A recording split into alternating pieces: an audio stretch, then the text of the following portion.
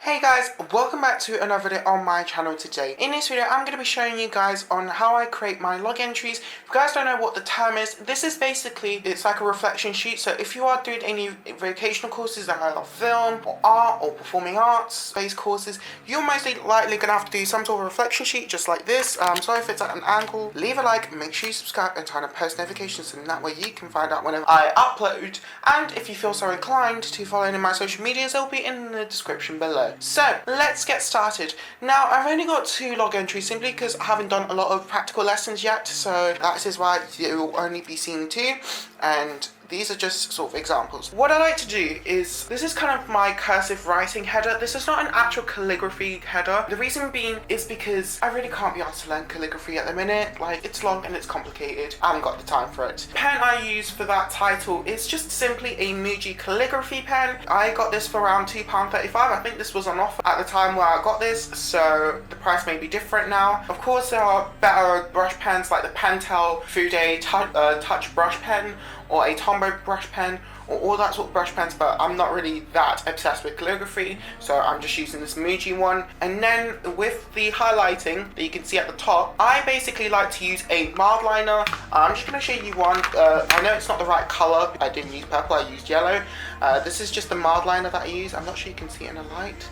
Okay, there we go. I think this is slightly better. What I like to do is I use this, and then I use a ruler, which I've already had, to pretty much make those straight lines to make it nice and neat and look a bit more colourful. And I also use this to do all my subheadings. And then for my favourite pen, I like to take most of my notes, is this Muji 0.5 gel pen in black.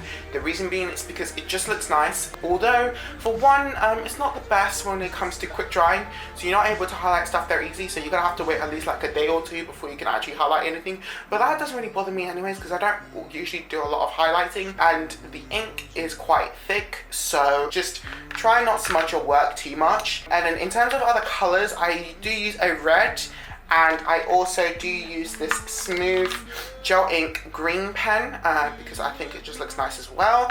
And then how I like to form them, this is basically title, and on the left hand side I mentioned the teacher I do a log entry for, and on the right hand side that is the day of that log entry that I'm doing this for. First bit is, like, for most of my classes I'll probably say warm-ups, games and exercises. I merge it into one section, and then in that there's a game, and then I talk, and then I do like a quick objective, and then I say any benefits or disadvantages I had and that sort of stuff, which I've written over here.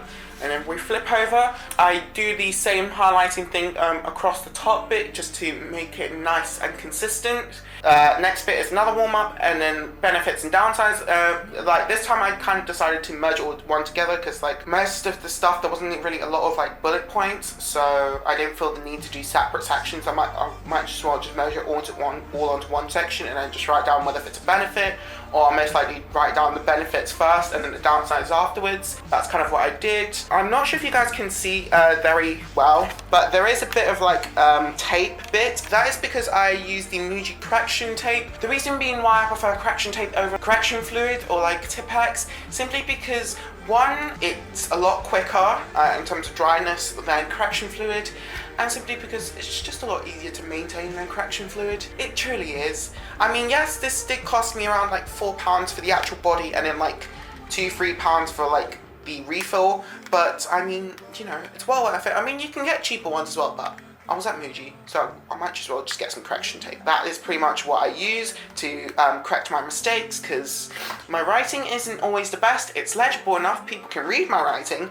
but it's not the most neatest I've ever written. I think this is one of the neatest writings I can do. Next section is the main part of the lesson. So for example, we had to rehearse the first few scenes, then that would be the main part of the lesson. Or if there was an aim at the beginning, then that aim would be the main part of the lesson, and all that sort of stuff. And then, so for this main bit, because this was a movement class, our movement teacher showed us a movement piece that we kind of had to sort of recreate, and then essentially later on we had to work in groups to rechange the order of the movement and try and make it a bit more interesting in terms of dynamics and levels and all the different kind of tension and like how we use our bodies to essentially create that story based on a movement piece that we were shown by the teacher.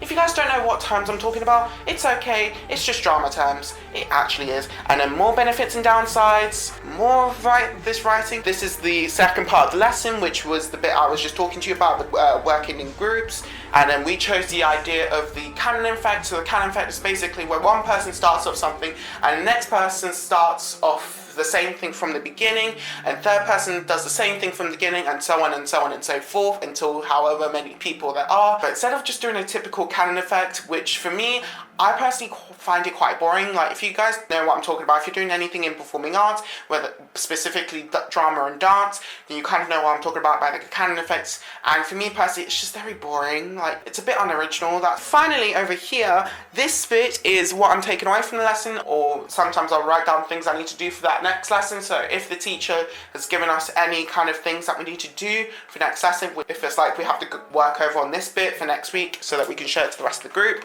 and all sort of stuff. And then here we have another log entry. Ignore this blank page, that's because I didn't use that back page. So that is how I like to do my log entries. Here's some tips on how you can do yours. One, make sure your header is concise. The reason being is because you want to make sure it looks nice but it's functional, and so that the moderators can understand that this is a log entry, not a research piece. Second thing, you want to make sure you have clear subheadings. The reason being is because you don't want to just write, and then afterwards you don't understand what bit you was talking about or what this bit was talking about and stuff like that. So you want to make sure you have clear subheadings. Third thing, use terminology. If you can, try and remember some of the terminology that the teachers sort of tell you that they think you should use. Try and remember some of them and try and use them, but do make sure that you actually explain maybe what the term means or how it's used in this context or how it's used in this exercise that you did and all that sort of stuff. That's third thing. Fourth thing, use color. Like, I don't understand why people need to just write everything in black ink and then just highlight it. Like, for me, that's just boring. Yes, I want to keep up to one highlighter, but in terms of my actual writing, I don't think it's that bad using like maybe up to 3 colors. Because then for one, you could do black for your main bullet points, green for your sub bullet points, so anything that's continuing on from the main bullet point, and red is for any definitions, terms, opinions, or any thoughts you have, and anything that's highlighted is the key terms or facts, or as well as just subheadings. That moves on to my last point before I end this video is use a key. For me, I haven't written a key because I haven't done that yet, which I will need to do actually, speaking of which. So yeah, I hope you guys enjoyed this video today. I will obviously cut this down to maybe 7 minutes long because I know you guys can't watch anything more than 10 minutes. So yeah, I hope you guys enjoyed this video today. Peace out. Bye-bye, guys.